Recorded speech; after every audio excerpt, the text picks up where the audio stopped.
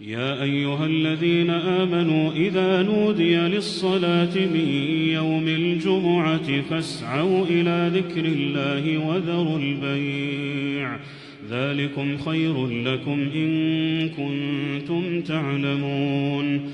السلام عليكم ورحمة الله وبركاته. الله أكبر الله أكبر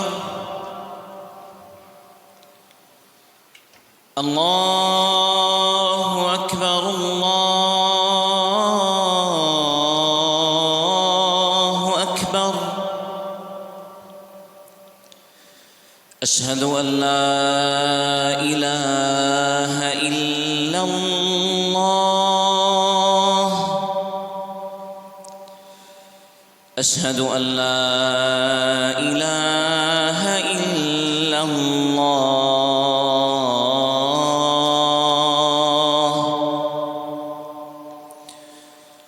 أشهد أن محمدًا رسول الله.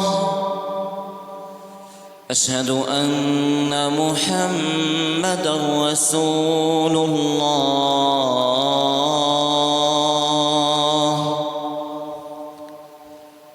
حي على الصلاة حي على الصلاة.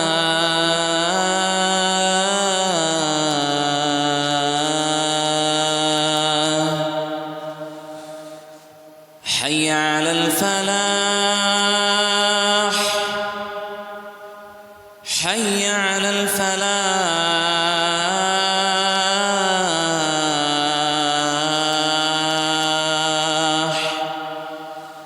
الله أكبر الله أكبر.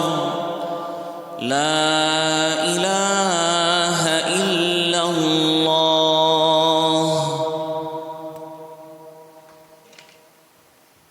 إن الحمد لله نحمده نستعين به ونستهديه ونستغفره ونعوذ بالله من شرور أنفسنا ومن سيئات أعمالنا. من يهده الله فهو المهتد ومن يضلل فلن تجد له وليا مرشدا. وأشهد أن لا إله إلا الله وحده لا شريك له وأشهد أن محمدًا عبده ورسوله. يا أيها الناس اتقوا ربكم الذي خلقكم من نفس واحدة وخلق منها زوجها وبث منهما رجالاً كثيراً ونساءً واتقوا الله الذي تساءلون به والأرحام إن الله كان عليكم رقيباً.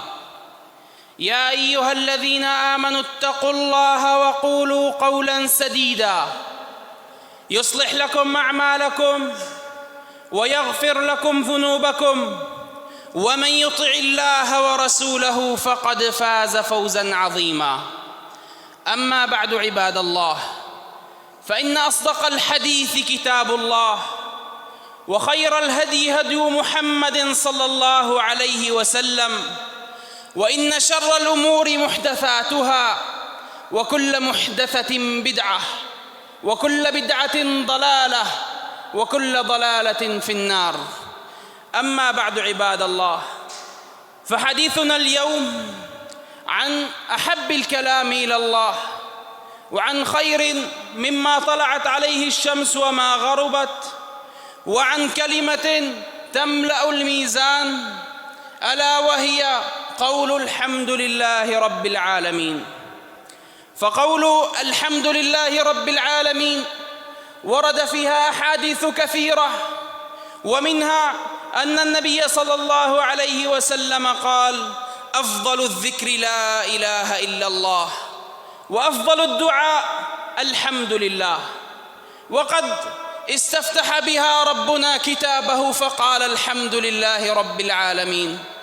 وقد ورد عن النبي صلى الله عليه وسلم أنه قال: لا نقول سبحان الله والحمد لله ولا إله إلا الله والله أكبر أحب إلي مما طلعت عليه الشمس. فهذه الكلمة العظيمة التي افتتح الله عز وجل بها كتابه، وهي الحمد لله رب العالمين، قالها الأنبياء والمرسلون من قبل. فإن النبي صلى الله عليه وسلم قال: إن أول ما خلق الله آدم نفخ فيه الروح فعطس فقال الحمد لله، فهي أول كلمة قالها أبو البشر آدم عليه السلام. وقد قالها الأنبياء من بعده، فقالها نوح عليه السلام حين استوى على الفلك، فقال الله عز وجل عنه: فإذا استويت أنت ومن معك على الفلك فقل الحمد لله، فأمره بقول الحمد لله رب العالمين. وقد قالها داود وسليمان عليهما السلام بعدما آتاهما الله عز وجل الملك والحكمة، وقال الله عز وجل عنهما: ولقد آتينا داود وسليمان علما وقال الحمد لله الذي فضلنا على كثير من عباده المؤمنين. وقالها إبراهيم عليه السلام حينما كبر سنه ورزقه الله عز وجل بالذرية، وقال الحمد لله، فقال إبراهيم: الحمد لله الذي وهب لي على الكبر إسماعيل وإسحاق. نعم عباد الله. وقالها نبينا صلى الله عليه وسلم فقال: أحب الكلام إلى الله أربع: سبحان الله والحمد لله ولا إله إلا الله والله أكبر. فهي كلمة عظيمة يجب على المسلم أن يستشعرها وأن يعمل بها. والحمد أعم من الشكر، وهو الثناء على الله عز وجل، وإن الله عز وجل يحب الحمد سبحانه وتعالى. فقد ورد عن النبي صلى الله عليه وسلم أنه قال: إن أفضل عباد الله يوم القيامة الحمادون، أي الكثيرون الحمد لله عز وجل. وقال النبي صلى الله عليه وسلم: إن أول من يدعى إلى الجنة يوم القيامة الذين يحمدون الله في السراء والضراء. فالحمد لله رب العالمين كلمة يجب أن يستشعرها القلب بعد كل نعمة، وبعد كل نعمة أنعم الله عز وجل بها عليك في أهلك ومالك. فالحمد لله أولا وآخرا. وقال العلماء: الحمد لله رب العالمين كلمة يجب أن يبتدئها العبد في كل أعماله. فقد كان السلف إذا كتبوا كتابا أو خطوا كتابا بدأوه بالحمد على الله رب العالمين سبحانه وتعالى بعد بسم الله الرحمن الرحيم، فإنها من أعظم الأمور، وإنها من أحب الكلام إلى الله. فيجب على العبد أن يداوم عليها، وأن يكثر من قولها، وأن يستشعرها بقلبه وهو يقولها، وأن يظهر الافتقار والشكر لله عز وجل في حال قوله لها. فلا تكون كلمة عابرة تقال على الألسن، لكنها كلمة تخرج من القلب حمدا وشكرا لله عز وجل بعد نعم كثيرة، بعد أن أعطاك الله عز وجل الصحة والعافية، بعد أن أعطاك الله عز وجل الإسلام الذي هو أعظم النعم وأكبرها وأجلها. فالحمد لله رب العالمين على نعمة الإسلام، والحمد لله رب العالمين على نعمة الأمن والإيمان، والحمد لله رب العالمين على نعمة الصحة والعافية. فهذا ما يجب على العبد أن يستشعره في قلبه، وأن يكون له منها نصيب في التفكر والخشوع في قول الحمد لله رب العالمين. أقول قولي هذا وأستغفر الله العظيم لي ولكم فاستغفروه إنه هو الغفور الرحيم. إن الحمد لله نحمده نستعين به ونستهديه ونستغفره، ونعوذ بالله من شرور أنفسنا ومن سيئات أعمالنا. من يهده الله فهو المهتد، ومن يضلل فلن تجد له وليا مرشدا.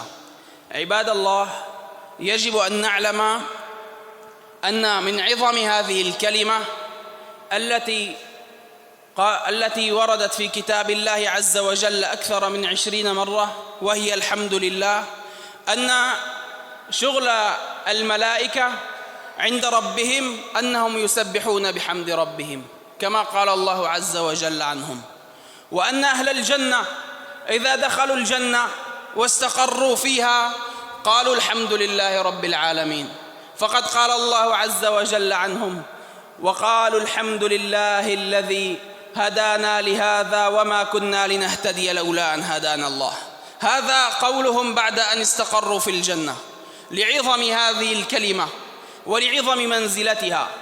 ويجب عليك أن تعلم أن يوم القيامة، يوم الفزع الأكبر، يوم يستشفع الأنبياء عند الله عز وجل أن يبدأ الحساب، فلا يبدأ حتى يأتي النبي صلى الله عليه وسلم فيحمد الله عز وجل بمحامد لم يكن قد فتح عليه من قبل، كما قال النبي صلى الله عليه وسلم: فيأتي فيحمد الله. قال النبي صلى الله عليه وسلم: فآتي فأحمد الله عز وجل.